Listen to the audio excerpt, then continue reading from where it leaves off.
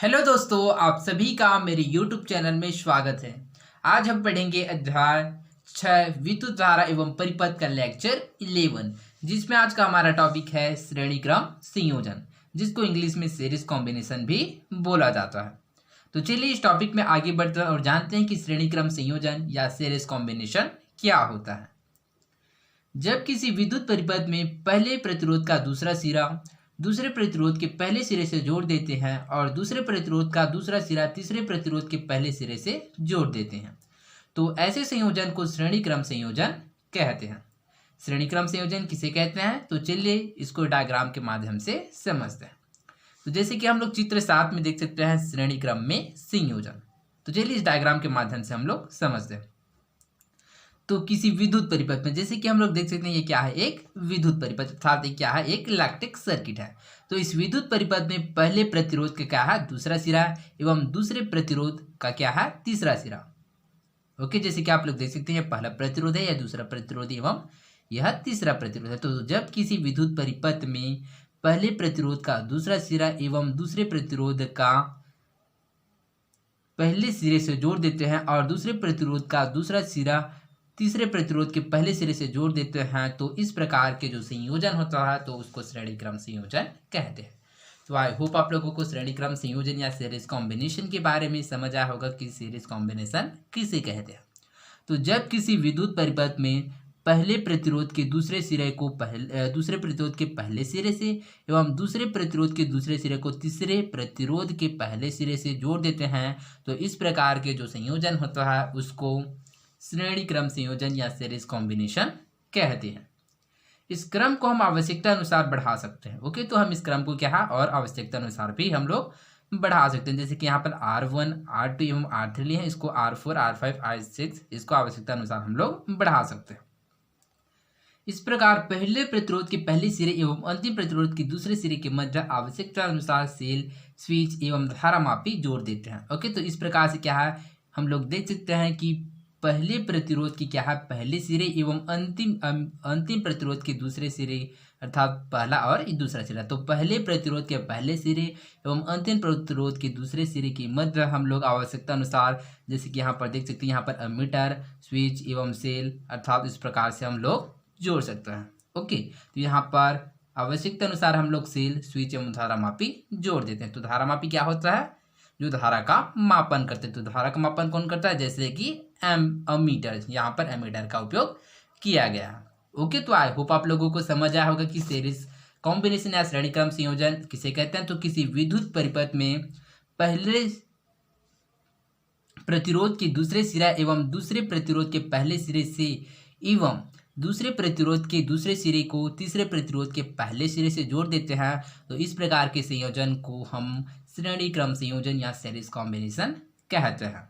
Okay, तो इसमें हम लोग क्या है, प्रतिरोध का आवश्यकता अनुसार बढ़ा सकते हैं तथा पहले सिरे की क्या होता है, जो पहले प्रतिरोध के पहले सिरे एवं अंतिम प्रतिरोध के दूसरे सिरे के मध्य हम आवश्यकता अनुसार सेल, स्विच, धारामापी जोड़ सकते हैं। जैसे कि हम यहाँ पर देख सकते हैं, यहाँ पर एम्पियर, यहाँ पर स्विच एवं सेल इत्यादि का उपयोग किया गया है।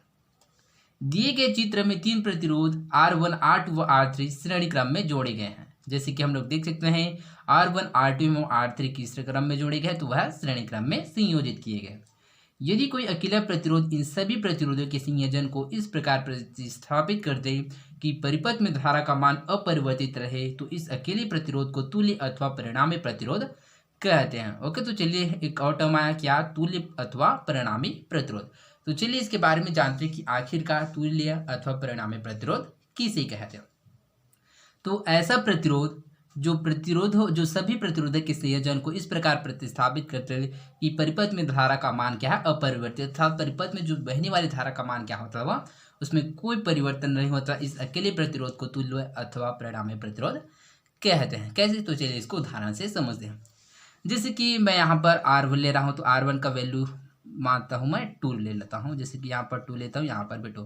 तो जैसे कि मैं इसमें यहाँ 2, 2, 2, ओके, जैसे कि दोनों का मतलब एक है। ओके, तो 2, 4, 6, तीनों को काउंट करेंगे तो कितना होगा, 6 होगा। तो यहाँ पर लिख लेते हैं 6।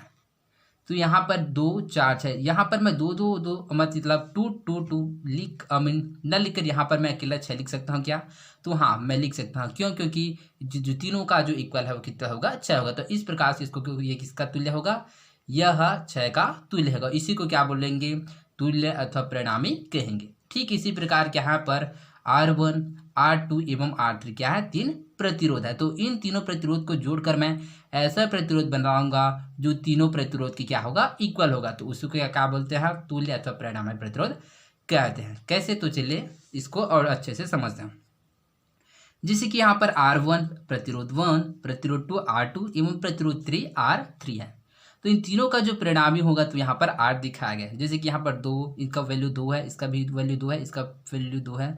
तो 2 4 6 इसको काउंट करते तो कितना होगा? 6। तो इसका जो परिणामी प्रतिरोध या तुल्य प्रतिरोध का जो वैल्यू होगा वो कितना होगा? 6। तो इसका जो R का जो मान होगा वह R1 plus R2 plus R3। अर्थात हम इस प्रकार से लिख सकते हैं कि R equal R1 plus R2 plus R3 लिख सकते हैं। जैसे कि हम लोग इसको 6 को, जैसे कि R का मान 6 है तो इसको हम लोग इसका वैल्यू को लिखते हैं 2 प्लस 2 प्लस 2। अर्थात इस प्रकार से हम लोग लिख सकते हैं। तो इसी को ही बताया गया है तुल्य अथवा परिणामी प्रतिरोध। आई होप आप लोगों को समझ आया होगा कि ऐसे प्रतिरोध जो सभी प्रतिरोधों के ऐसे प्रतिरोध जो सभी प्रतिरोधों के संयोजन को इस प्रकार प्रतिस्थापित कर दे कि परिपथ में धारा का मान अपरिवर्तित रहे। ओके, तो इसमें जो बहने वाली धारा का मान में कोई परिवर्तन नहीं होता अर्थात अपरिवर्तित रहता है। तो इस अकेले प्रतिरोध को तुल्य अथवा परिणामी प्रतिरोध कहते हैं।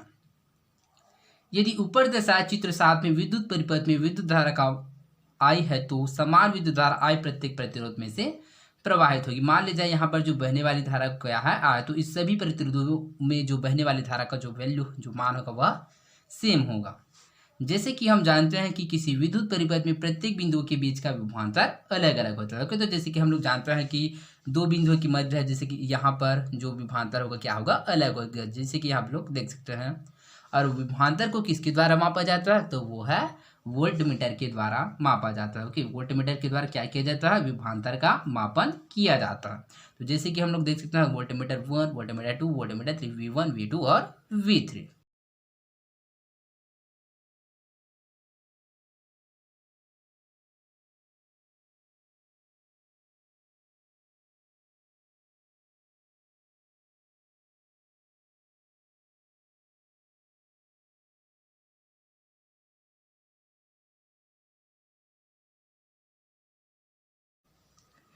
यदि प्रतिरोध R1 का विभवांतर V1 है, प्रतिरोध R2 का विभवांतर V2 है, प्रतिरोध R3 का विभवांतर V3 है, तो ओम के नियम के अनुसार V इक्वल IR।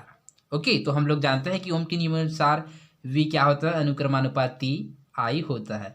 तो इस को लिखेंगे तो क्या होगा? V इक्वल I और R।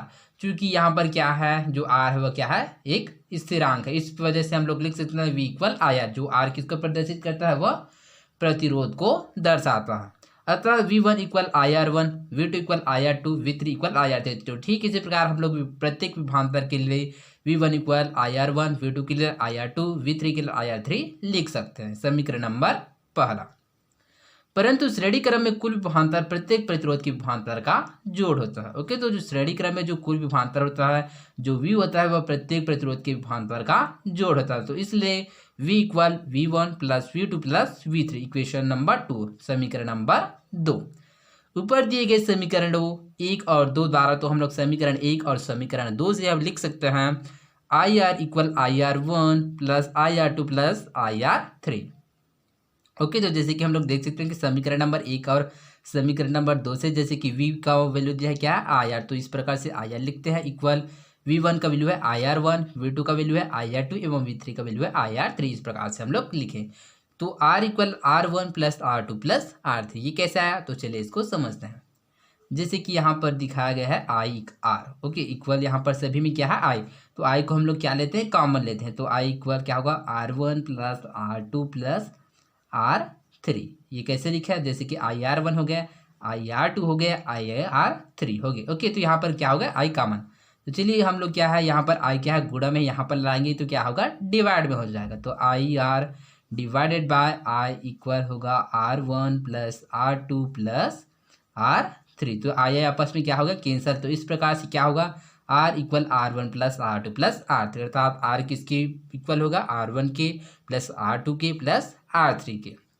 अर्थात श्रेणी क्रम में जुड़े दो या उससे अधिक प्रतिरोधों का परिणामी प्रतिरोध उनका योग होता है। ओके, तो जो परिणामी प्रतिरोध या तुल्य प्रतिरोध किसका योग होता है, तो श्रेणी क्रम में जो जुड़े जितने भी प्रतिरोध है वह उसका परिणामी प्रतिरोध या तुल्य प्रतिरोध के योग के बराबर होता है। अर्थात तुल्य प्रतिरोध इक्वल क्या होगा, जितने जो प्रवाहित होने वाले जो प्रतिरोध होता है उसके इक्वल या बराबर होते हैं।